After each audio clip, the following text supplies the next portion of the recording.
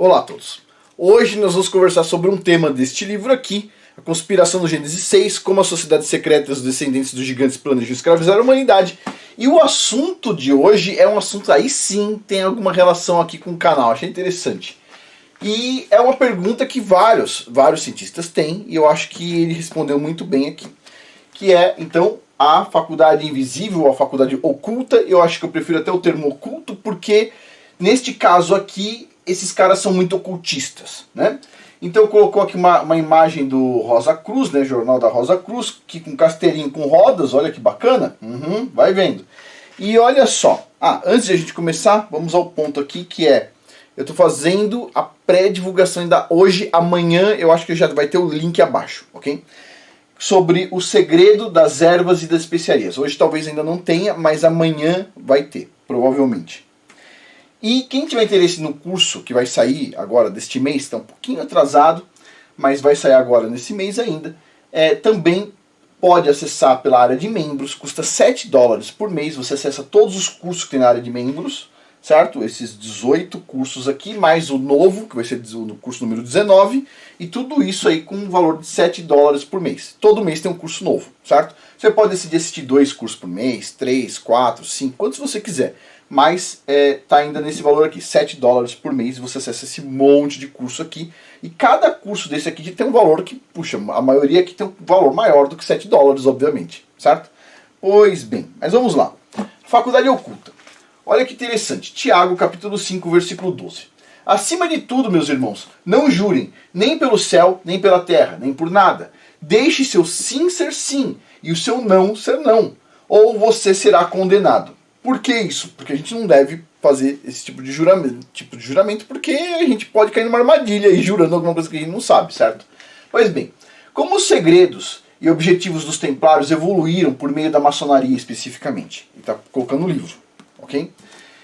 E que efeito a ressurreição desses ideais tem nessa geração agora?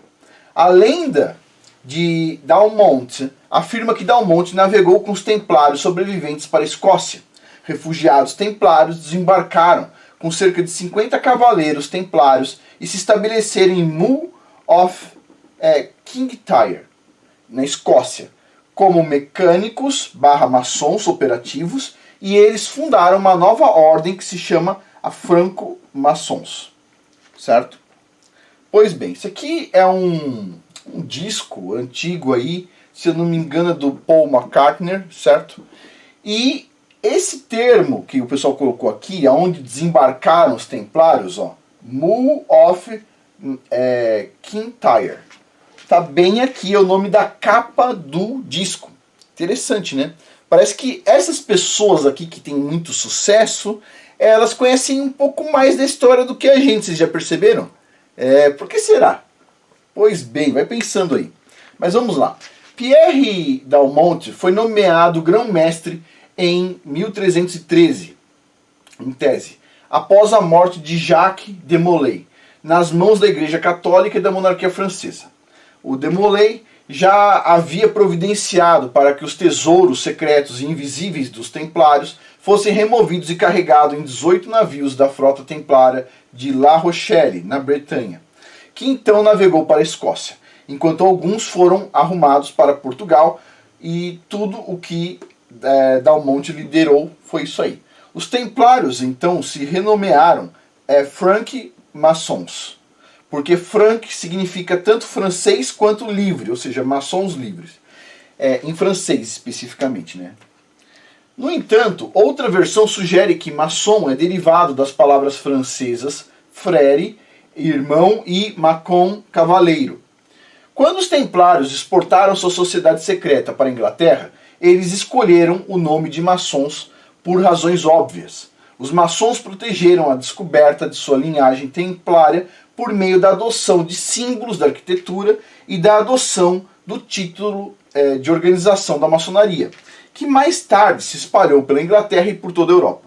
Os maçons, então, construíram todos os seus templos consagrados à virtude, à verdade e à luz, em homenagem ao grande arquiteto do universo, aqui ele colocou entre aspas. Pois bem, os templários eram, de fato, uma sociedade secreta completa com uma doutrina secreta e uma cerimônia secreta de iniciação, como todas as organizações do misticismo enoquiano, ou seja, todas com uma doutrina secreta e uma cerimônia secreta de iniciação. Os templários também tinham isso, os maçons hoje também têm.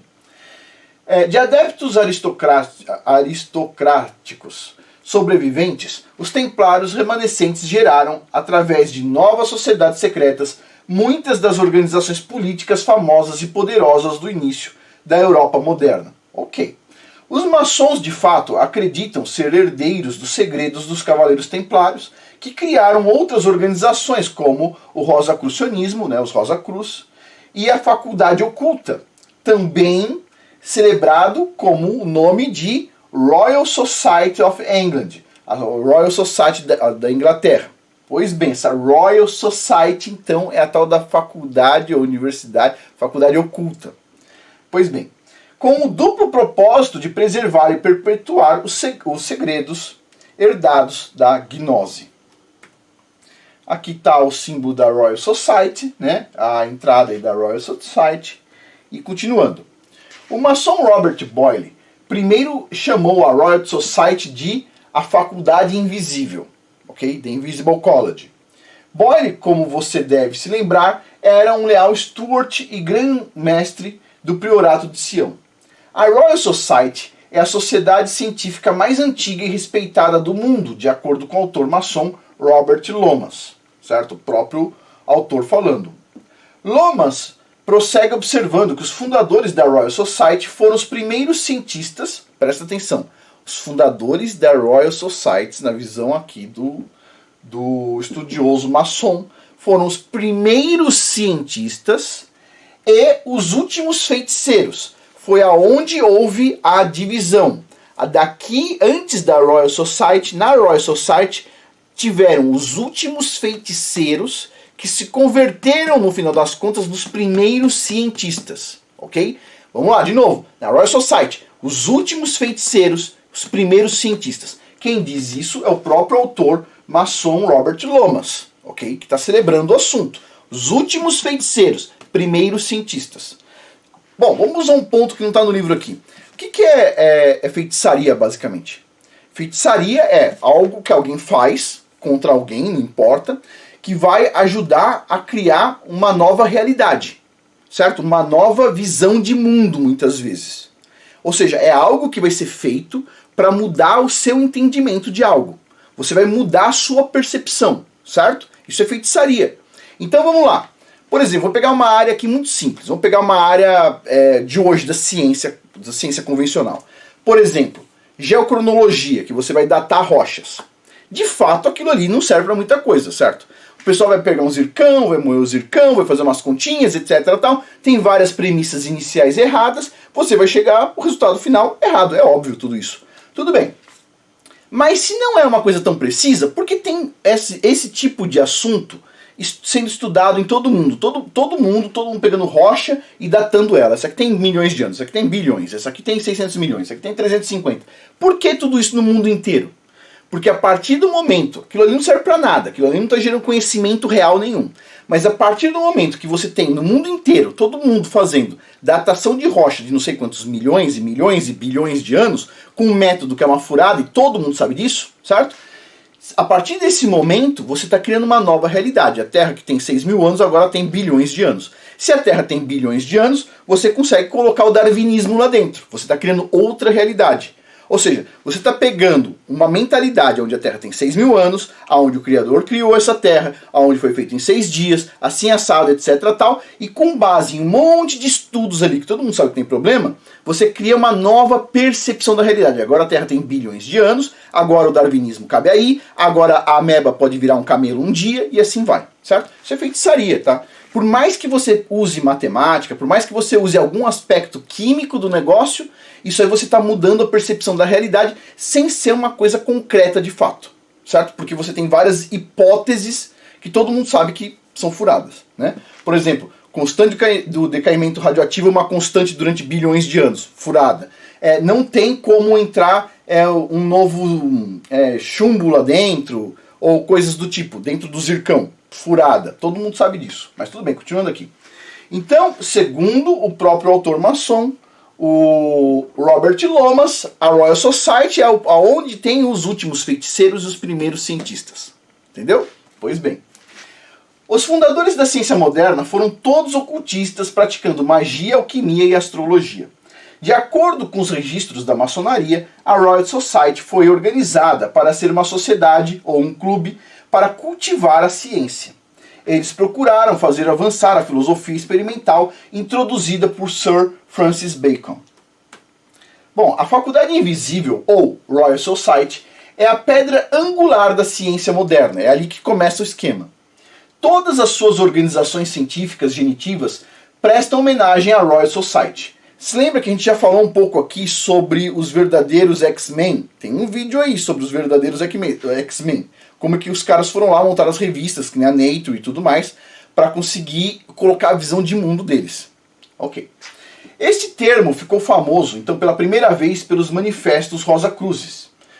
Por causa dos primórdios místicos e anticristãos da Royal Society, como, por exemplo, eles vão contra o design inteligente, você tem alguns problemas. Observe que a comunidade científica presta homenagem até hoje à Royal Society Fellowship.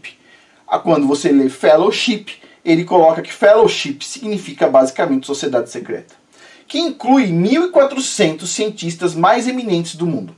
Concluo que as comunidades científicas ainda são governadas por doutrinas que emanam do ocultismo fundador da Royal Society, que recebeu instruções das antigas sociedades da Serpente e das 7 ciências liberais. Até que enfim encontrei um cara normal que consegue perceber que a maior parte da ciência vem de ocultismo. Puxa vida, tava difícil, hein? Tava difícil. Tem um cientista, o professor Robert Monte. A gente já falou sobre ele aqui. Ele tem um livro que fala sobre When the Science Sleeps, Enquanto a Ciência Dorme. E nesse livro ele fala o seguinte, que a maior dúvida dele é quem que cuida dos portais da ciência. Porque o cara vai lá, publica não sei quantos artigos, e tudo aquilo que ele fala, todo mundo ignora. Aí o cara vai lá, publica um artigo, qualquer porcaria, oposto ao dele, e pronto, aquilo entra nos livros didáticos. Ele pergunta, pera um pouquinho, por que o meu não entrou, a minha informação e a dele entrou? Quem que controla o portal da ciência? O que vai ser ensinado para a próxima geração ou não? Boa pergunta. É Invisible College, ok? Royal Society. Continuando aqui. A ciência moderna tornou-se proeminente na Europa durante o século XVII. Suas doutrinas lutaram contra o cristianismo e a Igreja Matriz por séculos antes de suas ideias criarem raiz, pois a teoria científica da Royal Society parecia explicar o mundo melhor do que qualquer outra forma de pensamento da época. Os novos cientistas firmaram um acordo tácito com a Igreja da época, certo? A Igreja, no caso a Igreja Católica, para evitar confrontos contínuos. Eles evitaram decididamente por vários séculos questões, eles evitaram por vários séculos questões que colocaram a doutrina cristã em xeque. Então eles evitaram isso. Não vamos nessa direção aqui, a gente está num acordo de cavalheiros aqui junto com a igreja. Ok. Para a igreja, esse acordo estabeleceu uma distinção entre o que é ciência e o que é magia. O acordo foi rompido no século XIX, com o advento da degradante doutrina da evolução de Darwin, reacendendo a guerra aberta entre as duas facções, certo? Igreja e ciência. Ele coloca como duas facções, só estou reproduzindo aqui, achei engraçado. Mas o que ele está colocando o darwinismo, ele não tem como você encaixar isso no cristianismo, né? Agora, aparentemente, o Papa atual ama o darwinismo de novo. Pronto, agora está tudo certo de novo. Mas é óbvio que a ciência indo por esse lado aqui, ela está minando totalmente o cristianismo, está minando totalmente a autoridade da Bíblia. Pois bem, a Royal Society foi originalmente criada como uma sociedade secreta no mesmo espírito da maçonaria, do rosacrucianismo e do templarismo, dos templários, e é, de acordo com Lomas, considerada uma filha da maçonaria. Na verdade, de acordo com Gardner, os Rosa Cruz e a maçonaria eram considerados sinônimos naquela época, conforme atestado pelo Metrical Account of Perth, publicado em 1638. Albert Mackay escreve que a Royal Society foi organizada pela primeira vez pelo erudito cunhado de Oliver Cromwell, Dr. John Wilkins, como um clube dedicado ao cultivo da ciência, só que eles foram um pouco a mais do que isso. As primeiras reuniões foram realizadas na casa do Dr. Goddard, e depois transferidos para Crenshaw College, um grupo misterioso, todos com ligações com a maçonaria e reconhecidos como o Gresham 12, organizou oficialmente a Royal Society. Todos os membros da fundação da Royal Society eram da Rosa Cruz ou da maçonaria.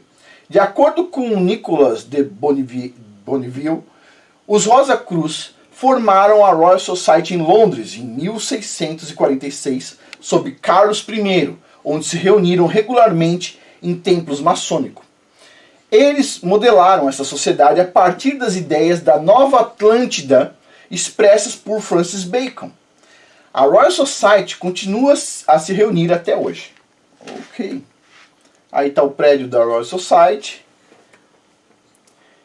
E aqui, ó, de acordo com Gardner, não foi por acaso que os dois primeiros iniciados maçônicos conhecidos na Inglaterra, Moray e Ashmole, foram ambos bolsistas da fundação da Royal Society e Rosa Cruz. Pois ao proclamar a carta da Royal Society, o rei Carlos II, nesse caso, efetivamente reconstituiu os irmãos da Rosa Cruz, tomando o grão-mestre da ordem tradicional de sua família. Um dos 12 fundadores foi Alexander Bruce, um rico maçom e descendente direto de Robert de Bruce. A família Bruce apoiou os Stuart durante a Guerra Civil com Cromwell. Os Stuarts, eles eram monarcas descendentes de Robert de Bruce, e foi Carlos II Stuart quem sucedeu a curta República da Inglaterra após a queda de Cromwell. Carlos II apoiou a recém-criada sociedade secreta com financiamento e uma carta real. Tudo isso não é uma coincidência. Um dos primeiros 40 fundadores da Royal Society, Abraham Cowell, escreveu um poema chamado História de Spratt, no qual comparou Bacon a Moisés. Então vamos lá, o Sir não sei o que Bacon, aí, que falou sobre a Nova Atlântida, a ideia dele aí da Nova Atlântida, ajudou a criar esse monte de coisa, as ideias por trás disso. O cara que está comparando a base do que a ciência nasceu aí como o novo Moisés. Não é nenhuma religião, tá? Não é nenhuma religião que tem na Royal Society. Nem imagina uma coisa dessa. Não, imagina. Totalmente científico. Continuando aqui. E tem gente, pessoal, desculpa, vamos fazer um parênteses aqui. O Sir Isaac Newton, né? Amado por muitas religiões, inclusive. Muitas igrejas amam Sir Isaac Newton. Tem um monte de estátua do cara por aí, para o pessoal idolatrar. Um dos santos da ciência, certo? Bom, ele fazia parte aí da Royal Society também. Agora, o pessoal diz, não, ele era um santinho, ele era um cristão, etc, tal. Sei. O fato de uma pessoa estudar a Bíblia não garante que a pessoa, ela segue a Bíblia, ok? Ok, continuando aqui. O retrato de Bacon fica ao lado do rei Carlos II. Sobre o retrato de Bacon está uma inscrição descrevendo como, abre aspas, fonte de inspiração da sociedade, para a ideia derivada de A Nova Atlântida de Bacon, e especificamente com a sua ideia indelével de criar um estabelecimento de pesquisa para a ciência. Uma Casa de Salomão, olha só, ou o College of Six Days. A Nova Atlântida seria um lugar onde a fé mística e a razão coexistissem em perfeita harmonia por meio da religião do misticismo. Bacon foi profundamente influenciado pelo movimento Rosa Cruz. Bacon cultivou visões de aprendizado avançado de Augmentis Scientiarum, no qual ele habilmente combinou suas crenças coletivas com a filosofia Rosa Cruz. Foi a partir dessa crença que Bacon escreveu The New Atlantis, a Nova Atlantis, certo? O sistema de filosofia da renascença de Bacon era acreditado o suficiente nesses círculos eruditos e esotéricos para despertar o intelecto de todos os homens pensantes. A filosofia Rosa Cruz renascentistas de Bacon será a unificação da religião e da ciência no tempo do fim, que em breve testemunharemos. Então ele está colocando uma coisa interessante aqui, que o que o cara que desenhou lá no livro Nova Atlantis, o que ele desenhou, que a ideia que ele desenhou por trás disso, é o que no final dos tempos vai fazer a unificação entre o que a gente chama de religião e o que a gente chama de ciência, certo? Agora, como a maioria dos religiosos já são comprados, desculpa pessoal, avisar isso, não sei se vocês perceberam, certo? O pessoal não segue a Bíblia, então assim, já que a maioria dos religiosos tem lá os seus problemas, isso aqui vai ser facinho de ser feito. Mas tudo bem, vamos supor aqui, porque é só uma suposição, ele está colocando aqui, eu acho assim interessante, estou só na observação aqui. Pois bem, a gente finaliza aqui, ó, e no próximo capítulo a gente vai falar sobre as lendas do Santo Graal, e a gente já tem bastante coisa aqui pela frente, muito interessante, mas a gente vai passar por isso aqui, as lendas do Santo Graal, no próximo vídeo. Não no próximo de amanhã, mas depois de amanhã, né, porque a gente só está falando desse livro aqui de segunda, quarta e sexta. Pois bem, e lembrando pessoal, o link abaixo da área de membros, e logo vai estar pronto o curso desse mês. Demorou um pouquinho mais, porque não sei se vocês perceberam, agora tem 2 canais funcionando, certo? Eu estou me divertindo bastante com o canal do Casamento de Verdade, porque assim, tem muita informação que chega para mim, e eu gosto de receber conhecimento das pessoas. Então a pessoa vai lá, conta história, o que aconteceu no casamento dela, o que aconteceu ali, o que aconteceu acolá, quais foram os problemas e tudo mais. Tipo assim, isso é uma bagagem de conhecimento que, embora seja um pouco pesado para mim, ler muitas vezes, acaba agregando informação para mim entender como é que funcionam muitas coisas que, tipo assim, a gente só sabe com a experiência dos outros, né? Então, é uma coisa assim, tudo que eu falo aqui no canal Ciência de Verdade, tipo assim, muitas das coisas que eu tô falando aqui, principalmente quando eu falava mais de ciência, né? Hoje em dia tem um pouco menos porque tem uma certa opressão por aí, mas são coisas que eu já sei, né? Não tem muito a acrescentar, mas no canal Casamento de Verdade tem muita coisa interessante, tá tendo vídeos lá basicamente todos os dias, com exceção do Shabat. Então, quem quiser acompanhar também vai estar o link abaixo. Mas, o primeiro link é da área de membros, né? De cursos, custa $7 por mês, tem todos esses cursos, todo mês tem um curso novo, e o curso desse mês tá para sair, vai sair eu acho que amanhã, talvez amanhã, certo? Vamos ver o que acontece. Então tem esses cursos aqui já lá, você pode entrar, tem esse monte de curso, tem 18 cursos neste momento, e neste mês a gente vai completar o curso número 19. Vai ser bem legal esse curso aí. E é isso, pessoal. Por hoje é isso. Muito obrigado a todos pela atenção. Até mais.